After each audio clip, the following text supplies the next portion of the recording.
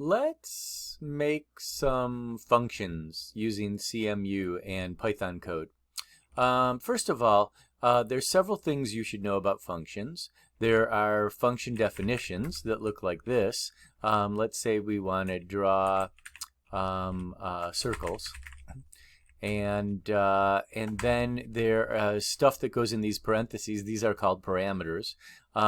Let's say that we want something like, I don't know, color and radius and maybe X and Y positions. It's a lot of stuff. Oh, actually, you know what? Normally, I think you're going to get X, then Y, then radius, then color. Normally you'll get it in that order, so I'll put it in that order. Now, that line, that first line, line 1 there, is known as a function definition. In that function, maybe let's go ahead and add a comment, and you can add this in the code that you're going to write. The line below is a function definition. Okay. Let's see here. Draw circles is the name of the function, and we'll use that name in a little bit. What else? Oh, X, comma, Y, comma, radius, comma, color are all parameters of the function. Now, functions can have obviously multiple parameters, or they can have none. They don't need to have any. Let's go ahead and draw a few circles. So circle, and let's draw the first circle right at X comma Y that were given by the function. And then let's go ahead and set the radius to, I guess, radius. And then we'll set the color to fill equals color. Then I want to do something similar to that and make a few more circles, but I don't want to retype everything. So I'm just going to go ahead and copy and then paste, and then I can make a bunch of circles easily. I'm going to go ahead and make it so that the other circles are kind of in a different position than X comma Y. So I'll make this first circle with X plus 100 and Y plus 100, and actually no, we'll just do X plus 100, and then the next one will be Y plus 100, and then the next one after that will be X plus 100 and Y plus 100. Now, the cool thing about functions is that if I want to draw 4 circles in various areas around the screen, I can do it really easily.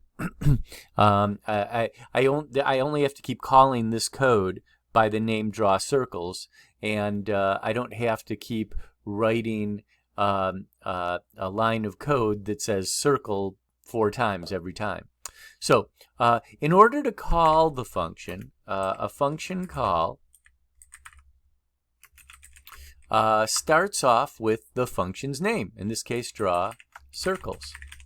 And then I got to give it some information. I'm going to give the first xy as 100 comma 100, and then the radius we'll give as 20, and the color we will make red.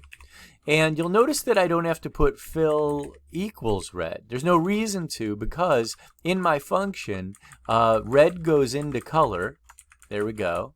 And then when I go to draw my circles, they already have fill equals, and they just use color to pass the whatever it is, red or whatever else, along to be the fill.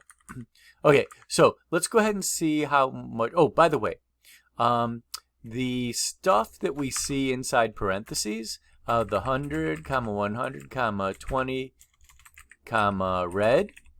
All of that, those guys are arguments to the function. And so what happens is that these arguments right here, they go in and they take the place of these parameters in the function definition. Okay, so let's go ahead and hit run and see what happens here. Here we go. Yay, 4 circles that are red. Now, let's do it again because that's the beauty of functions. So this time I'm going to draw 4 more circles, but I'm going to put them at 300, 300. The radius, I could leave it the same, but let's make it a little different. I'll double it, make it 40. And let's make the color blue. Sorry that when I make the color blue that the text is actually red in color. That's just, what can you do? That's whatever we put in quotes is going to be red in CMU. Anyways, let's go ahead and hit run and see what happens. Yay! Now we've got some more circles. And all I had to do was write 2 lines of code to get 8 circles. I didn't have to write 4 lines of code and then 4 more lines of code. That's the beauty of functions. They can be reused and you can use them again and again to do certain things. Okay, what else? That's kind of, there's a few other things that we're going to experiment with. These lines of code right here are known as the function body. And the function body is the code that's executed when you do the function call. Now, in order for code to be part of the function body, the code has to be indented.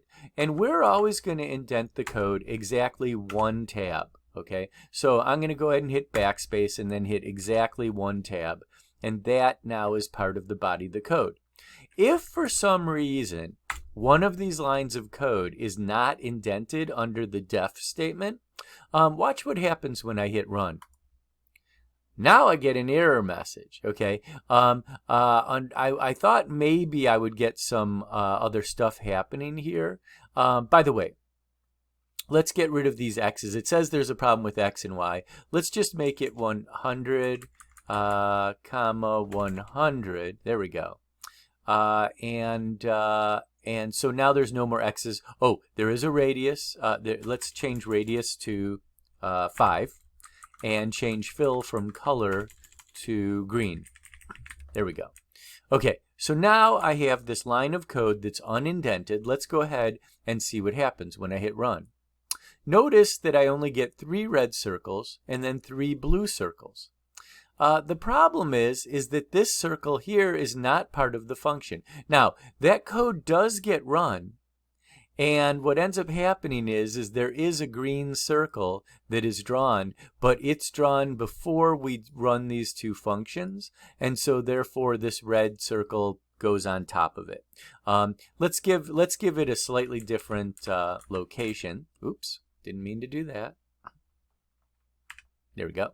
Let's go ahead and make it so it's at 200, 200, and then hit run, and then we'll see that we've got this small green circle in the center of the screen. So when I hit run, the function draws 3 red circles and 3 blue circles because of this function call and this function call.